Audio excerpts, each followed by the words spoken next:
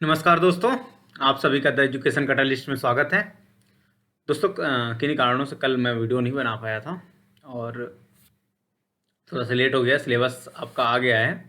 UPHSC की जो site मरी मरी चल रही थी, फिलहाल उस सिलेबस आप डाउनलोड कर सकते हैं और रजिस्ट्रेशन वाला प्रक्रम अभी भी शुरू नहीं हुआ है। उम्मीद करते हैं जल्दी वो दोस्तों शुरू हो जाएगा और आप लोग फॉर्म भर पाएंगे। और जैसा कि आप लोगों को पता है कि इससे पहले भी मैंने इसके बारे में बात की थी और बताया था कि इसकी फ़ीस 2000 है और 27 मार्च तक ये फॉर्म भरे जाएंगे। तो अगर जिनके पास भी आवश्यक योग्यता है, जिनके पास अगर वो जनरल कैटेगरी से बिलोंग करते हैं और पोस्ट ग्रेजुएशन में उनके पास 55% मार्क हैं, तो वो इसके लिए अप्लाई कर सकते हैं। और नेट या पीएचडी इन दोनों में से कुछ भी उनके पास हो, या यूपीसी जो भी एग्ज़ाम्स होते हैं नेट के सेम लेवल पे, उस अगर वो आपके पास है तो आप यूपीएचएससी के लिए जो असिस्टेंट प्रोफेसर की वैकेंसी आई है उसके लिए अप्लाई कर सकते हैं। दोस्तों, हम लोग हिंदी अभी फ़िलहाल कर भी रहे हैं अपने सिलेबस में और नेट का काफ़ी सिलेबस हमने कवर भी कर लिया लगभग। जिसका जो पहली इकाई है नेट की वो ख़त्म होने को आ गई है।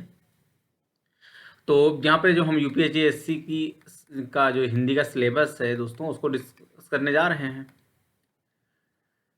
तो जैसा कि आप लोग अभी देखेंगे कि जो नेट का सिलेबस है आपका हिंदी का, उसमें और आपके जो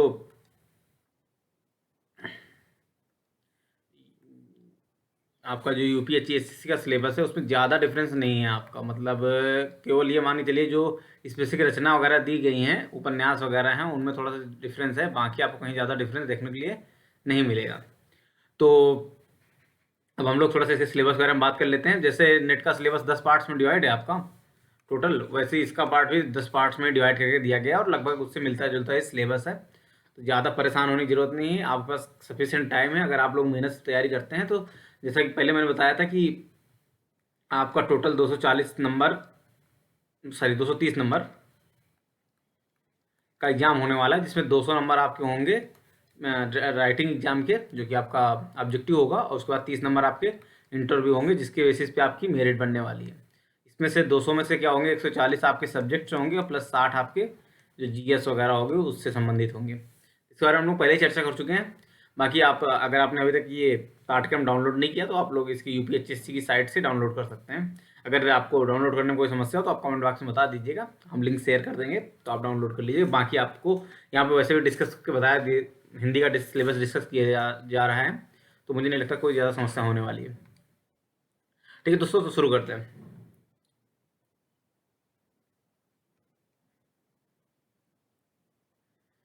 पहला पार्ट जो है हिंदी भाषा के इतिहास से संबंधित है। उसमें क्या है, हिंदी की ऐतिहासिक पृष्ठभूमि आप लोगों को जाननी है।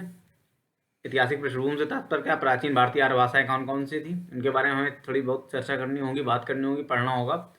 मध्यकालीन भारतीय आर्य भाषाओं के बारे में पढ़ना है, कौन कौन सी थी आपको, कहाँ से पढ़ना है, छांदस पढ़ना है, उसके बाद ही संस्कृत पढ़ना है, इसके बाद आपको पाली, प्राकृत, अपभ्रंश, हिंदी, यहाँ तक के पूरे विकास का संबंध है और उनके बीच में आपस में क्या इंटरलिंक है उसके बारे में जानना होगा। अपभ्रंश, अवट और पुरानी हिंदी का संबंध क्या है।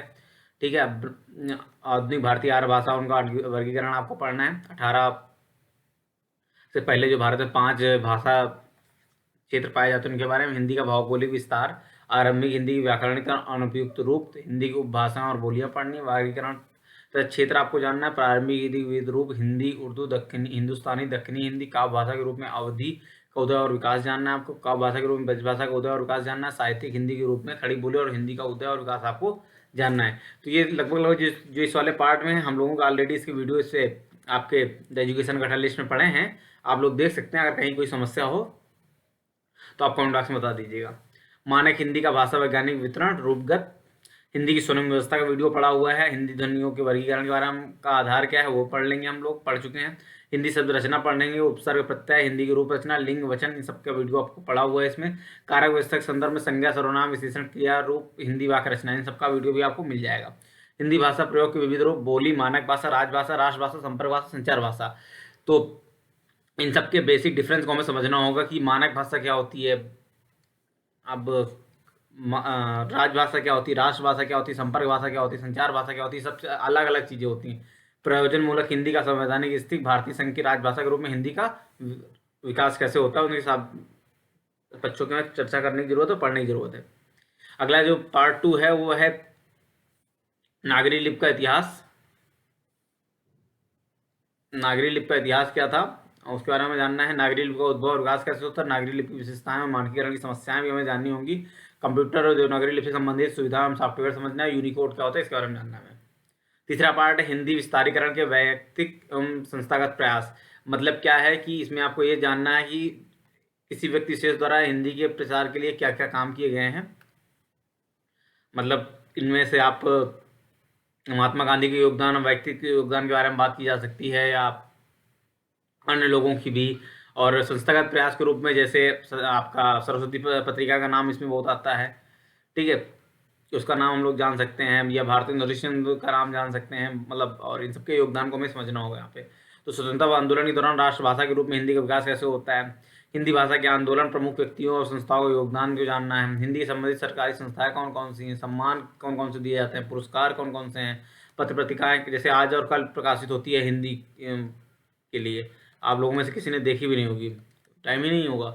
हिंदी के जन माध्यम, हिंदी पोर्टल एवं वेब पोर्टल क्या होते हैं, हिंदी। अब अगला पार्ट क्या है, हिंदी साहित्य का इतिहास है। अभी हम लोगों ने क्या जाना है, हिंदी भाषा का इतिहास जानना है, ठीक है। भाषा का इतिहास मतलब उसमें व्याकरण जो पार्ट है उसको देखना है यहाँ पे। हिंदी साहित्य के इतिहास में क्या है, जो हिंदी साहित्य का डेवलपमेंट कहाँ से होता है, वो जो हम लोगों ने 4 पार्ट्स में हम लोग डिवाइड करके पढ़ते हैं। आदिकाल, मध्यकाल में मतलब भक्तिकाल, रीतकाल और आधुनिक काल, उनका विकास और उनकी प्रारंभिक प्रवृत्तियाँ क्या क्या थी उनके बारे में जानना होगा। हिंदी साहित्य का इतिहास, साहित्य का इतिहास दर्शन क्या है, हिंदी साहित्य के इतिहास लेखन की पद्धतियाँ क्या क्या हैं, गार्सा दत्तासी हो गए, ग्रेसन जी हो गए, आपके सेंगर जी हो गए, रामचंद्र शुक्ल हो गए, आचार्य प्रसाद द्विवेदी हो गए, राम कुमार वर्मा हो गए, राव सत्यान हो गए, या मिश्र बंधु हो गए, इन सबके बारे में हमें क्या है यहाँ पर पढ़ना होगा।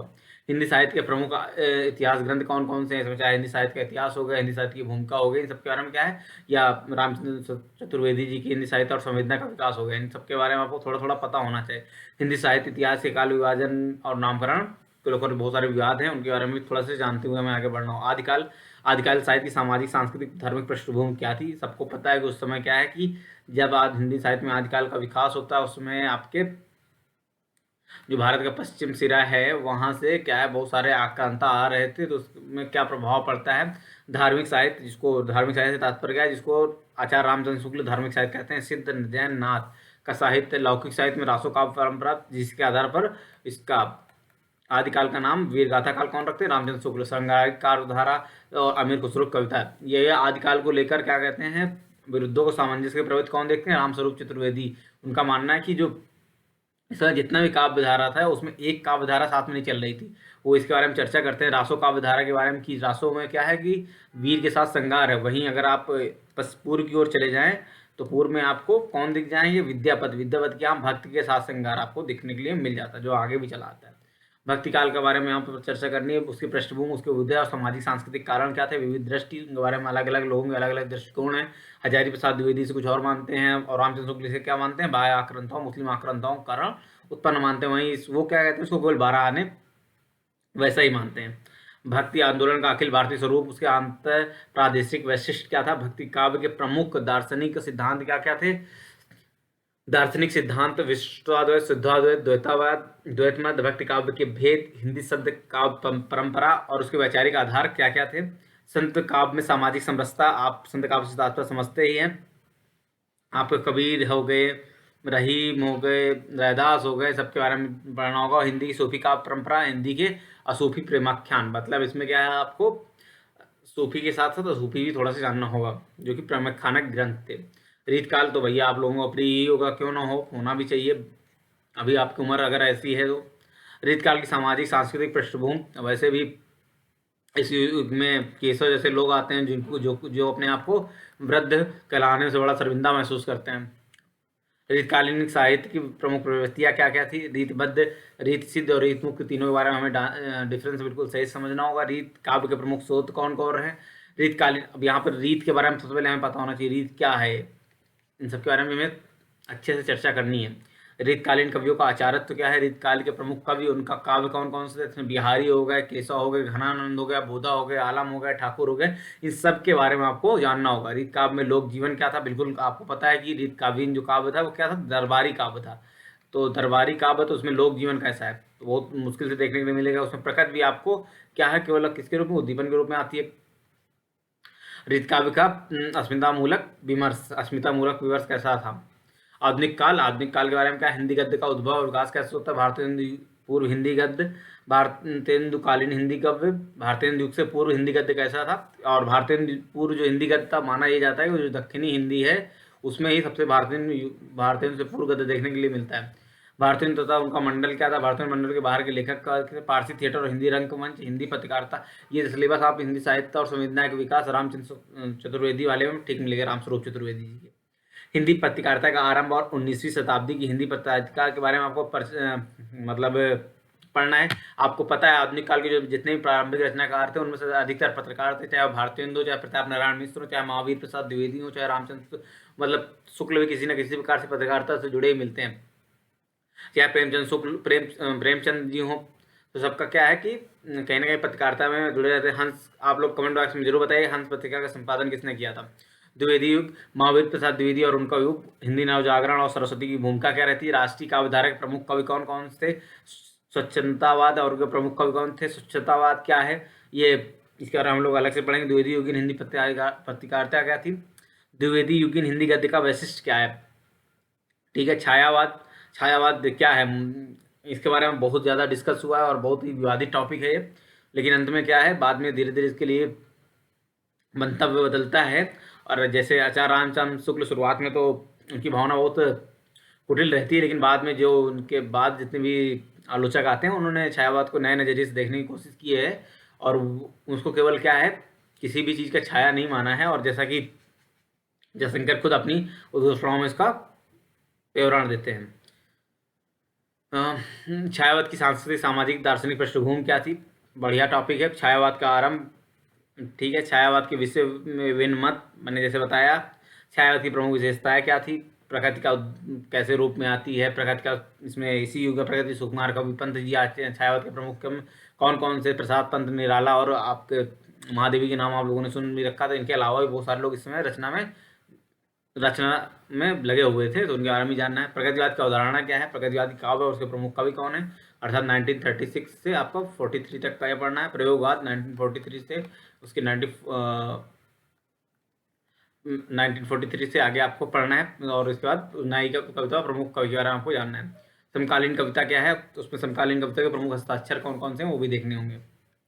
हिंदी साहित्य की गद्य विधाएं दोस्तों क्या क्या हैं, इनके बारे में हमें जानना होगा और उनके विकास के बारे में जानना होगा, या मुख्य विधाओं के बारे में जानना है। जैसे हिंदी उपन्यास, ये 500 पार्ट हम लोग पहुंच चुके हैं। हिंदी उपन्यास में क्या है? उपन्यास की अवधारणा क्या है? उपन्यास क्या होता है? प्रेमचंद पूर्व उपन्यास, प्रेमचंद और उनका युग, प्रेमचंद के प्रवर्ती उपन्यास और स्वतंत्रोत्तर हिंदी उपन्यास। यहाँ पर इसने 4 पार्ट्स में डिवाइड कर दिया है, नेट वाले में 3 ही थे।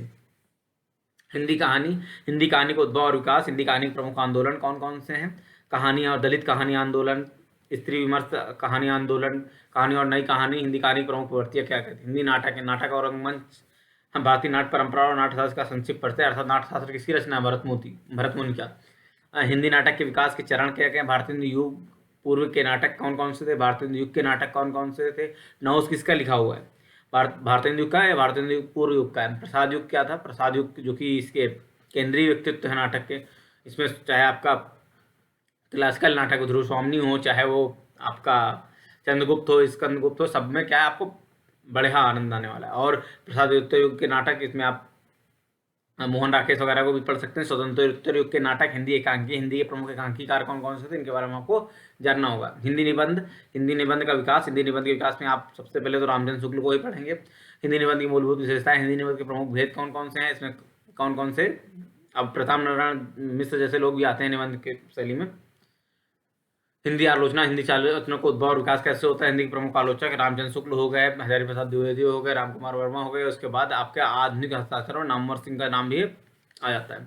हिंदी की 77 गद्य विधाएं, संस्मरण, रेखाचित्र, जीवनी, आत्मकथा, रेडियो एकांकी, डायरी, रिपोर्टर, साक्षात्कार, यात्रा साहित्य, पत्र साहित्य, ब्लॉग लेखन, ये चिट्ठी कारिता। ब्लॉग लेखन आजकल बहुत आप लोग देखते हैं। ब्लॉग, हमारा ब्लॉग है, इसके नाम से है blogpost.com, मतलब ऐसे बहुत सारे लोगों के होते हैं जिसमें क्या है लोग अपने विचार लिखते हैं और बहुत सारे आधुनिक अवधारणाओं पे अपने वक्तव्य स्पष्ट करते हैं। साहित्य शास्त्र और आलोचना, यहाँ पे आप थोड़ी साहित्य शास्त्र मतलब उसके जो डीप पार्ट्स हैं उनके बारे में थोड़ी चर्चा है। काव्य के लक्षण क्या होते हैं? काव्य का प्रयोजन किस लिए होना चाहिए? अरस्तु वाला मानना चाहिए या प्लेटो वाला मानना चाहिए? काव्य हेतु क्या है? आप लोगों ने मेरे पेज को जब भी देखा होगा तो उसमें एक चीज़ काव्य हेतु से ही लिया है मैंने, प्रतिभा व्युत्पत्ति अभ्यास। ठीक है, तो हमारा मोटो भी है, लोगो भी है। काव्य गुण, काव्य के रूप, काव्य के प्रमुख संप्रदाय और सिद्धांत, रस, अलंकार, रीति, ध्वनि, वक्रोक्ति और औचित्य, इन सबके बारे में जानना होगा। रस निष्पत्ति क्या होती, कैसे होती है। ठीक है, साधारणीकरण, भरतमुहूर्त का रस सूत्र क्या है, उसके प्रमुख व्याख्याकार कौन कौन है, रस के अवयव क्या है, भेद और सब शक्तियाँ क्या है, सब शक्तियाँ, तीनों सब शक्तियों के बारे में थोड़ा थोड़ा जानना होगा। अव्यय, लक्षण, व्यंजना क्या होती है। अलंकार में कौन कौन से अलंकार पढ़ने हैं, कोई अलंकार यहाँ पे छोड़ना नहीं है, जो कि इंपॉर्टेंट है। वैसे अलंकार तो बहुत हो जाते हैं, अनुप्रास, यमक, वक्रोक्ति, श्लेष, उपमा, रूपक, उत्प्रेक्षा, संदेह, भ्रांतिमान, अतिशयोक्ति, अन्योक्ति, समासोक्ति, अत्युक्ति, विशेषोक्ति, विभावना, प्रतीप, व्यतिरेक, अर्थंत्रयास, असंगति, विरोधाभास, तद्गुण, अदत्तगुण, मिलित, उन्मिलित, अपनुत, इन सब के बारे में आपको क्या पढ़ना है, जानना है। प्लेटो के काव्य सिद्धांत के बारे में आपको जानना होगा। अरस्तु की काव्य विषयक मान्यताएं क्या क्या थी, त्रासदी के तत्व क्या है, अनुकरण सिद्धांत क्या है, विवेचन सिद्धांत क्या है, त्रासदी और महाकाव्य में अंतर क्या है, इनके बारे में आपको पढ़ना होगा। होरेस का काव्य विषयक मान्यताएं क्या थी। ठीक है, इनसे पहले जो आते हैं, लोजानस का काव्य उदात्तवाद क्या है, शास्त्रीयतावाद और शुद्धतावाद क्या है, क्रोचे का व्यंजनावाद क्या है, आई ए रिचर्ड्स और टी एस एलियट काव्य सिद्धांत क्या है, नई समीक्षा, ये क्या है, नई आलोचना से इसको तात्पर्य लगाया जाता है। तो इनके सबके बारे में आपको क्या जानना होगा। और ये लगभग जो आपका सिलेबस है, आप लोग देख सकते हैं किससे मिल रहा है, ये आपका नेट के सिलेबस से क्या करता है, बिल्कुल मैच कर रहा है। अगर आप नेट के लिए तैयारी किए होंगे तो ज़्यादा समस्या आपके लिए नहीं होने वाली। हिंदी आलोचना के परिभाषिक स्वरूप और कतिपय अवधारणाएं क्या क्या है, इनके बारे में भी आपको देखना होगा। काव्य भाषा, बिंब, मिथक, कल्पना, फैंटेसी, निंजधरी कथा, कवि समय, काव्य रूढ़, इन सब के बारे में दोस्तों बात करनी है। अब प्रतिभा व्युत्पत्ति अभ्यास, जैसे मैंने पहले बताया, इसके बारे में भी आपको चर्चा करनी है। अनुभूति, अप्रस्तुत योजना, संकेत ग्रहण, बिंब ग्रहण, आनंद की साधना अवस्था क्या होती है, ये चीज़ इसमें थोड़ी सी नया दिया है, डिस्कस करके पढ़ना होगा हमें।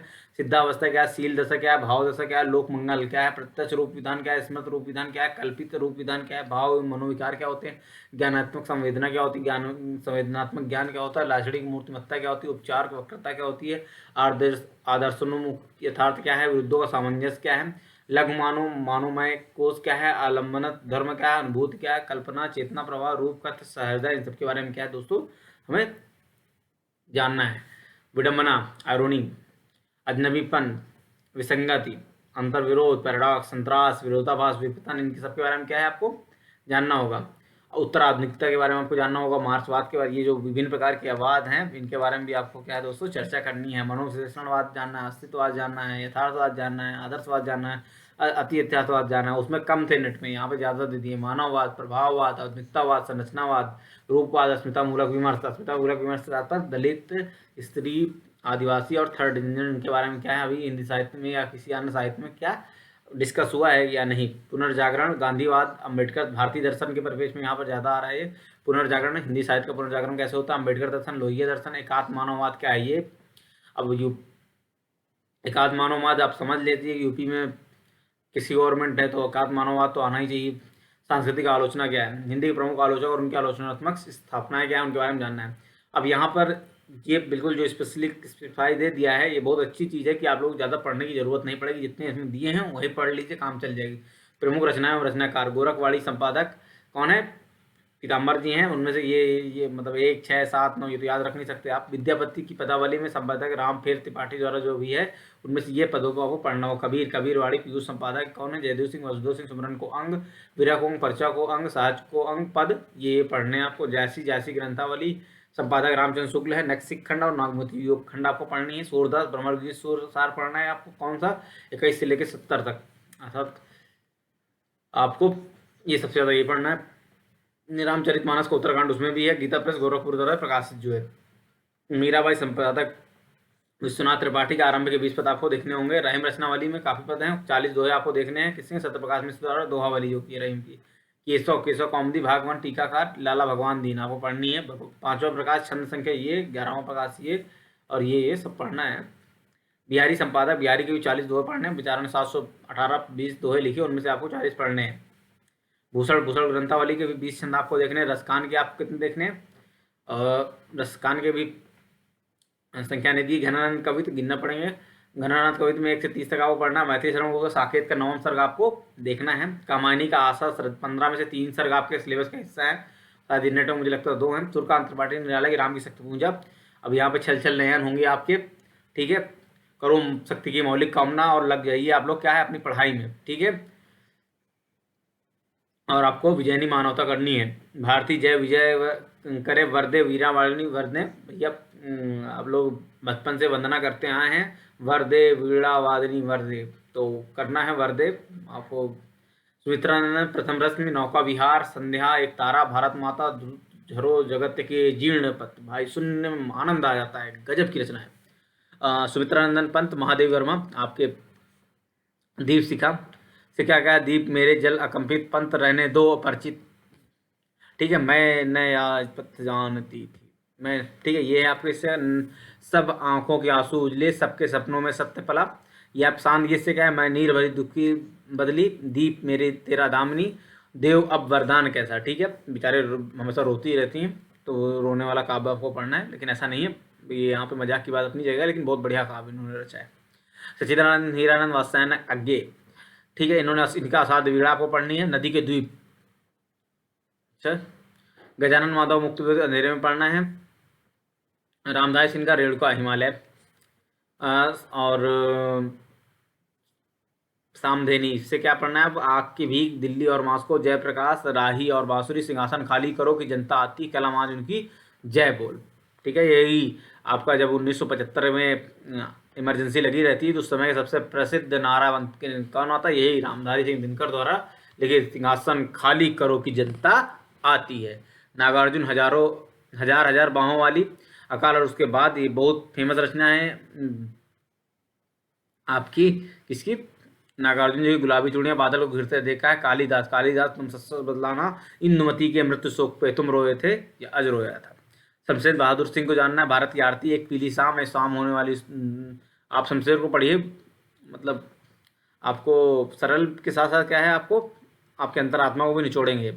एक नीला आईना बिठोस धूप पढ़नी है। केदारनाथ अग्रवाल केदारनाथ अग्रवाल क्या है आपके धरती कवि तो है ही बेचारे, खेती किसानी वाले आदमी आपके बांधा बांधा से आते हैं। मेरी धरती और मैं प्यासी धरती पुकार सुनता है बादल जागरण की कामना निराला के प्रति। अच्छा, निराला के प्रति दो लोगों के यहाँ पे ले लिया है। मांझी न बजाओ बंसी किसान ने, भवानी प्रसाद मित्र गीत परोस आ रहा हूँ सतपुड़ा के जंगल आप पढ़ने। सुदामा पांडे धूमिल मेरे मतलब आधुनिक रचनाकारों मेरे सबसे फेवरेट रचनाकारों में सुदामा पांडे धूमिल आते हैं। मतलब 1960 के बाद उनमें से दुष्यंत भी हैं। मोचीराम जनतंत्र के सूर्योदय में सच्ची बात, मोचीराम की कविता तो आप लोग जानते हैं, पढ़े होंगे। मुझे लगता है कि आपने पीजी के टाइम पे या ग्रेजुएशन के टाइम पे मोचीराम, ठीक है। आप एक जोड़ी जूता समझ के रखिए अपने आप को।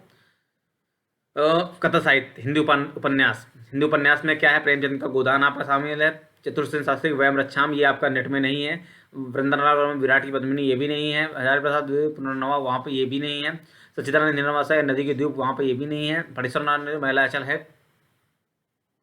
भगवती जी रमण में भूले बिसरे चित्र, शिव प्रसाद सिंह नीला चांद, मानस का हंत, रमण नागर का तुलसीदास के बारे में पढ़ना होगा।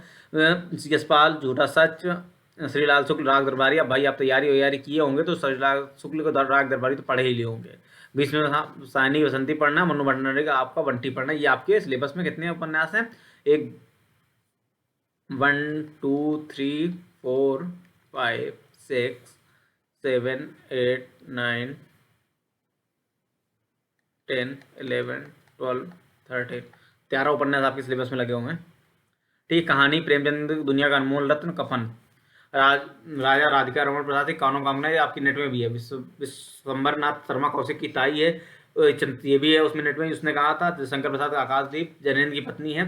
फणेश्वर नारायण लाल पान की बेगम और रसप्रिया है, दो हैं यहाँ पे। सचिदानंद वासनायन पे रोज है, ठीक है। शरणदाता भी है। और विश्वनाथ चीफ की दावत है, पढ़ी होगी आप लोग। यूसुफ प्रेमवता की वापसी है, ठीक है। निर्मल वर्मा के परिंदे हैं, ये भी है आपकी कमर दिल्ली में एक मौत, और निर्बंथिया शायद उसमें आपके नेट के सिलेबस में। और राजेंद्र यादव की जहाँ लक्ष्मी कैद है, ये भी है। मोहन राकेश मलबे का मालिक, ठीक है। ये इसमें नई चीज शामिल है। हिंदी नाटक भारतीय अंधेर नगरी पढ़ रखा होगा, जयशंकर प्रसाद चंद्रगुप्त। धन्यवाद अंधा युग पढ़ रखा होगा, लक्ष्मी नारायण सिंदूर की होली, आषाढ़ का एक दिन, मोहन राकेश बढ़िया मस्त नावल है, वो सॉरी मस्त नाटक है, आपको मन को जरूर भाएगा। उपेंद्रनाथ अस्क अंजो दीदी आपके सिलेबस में शामिल है।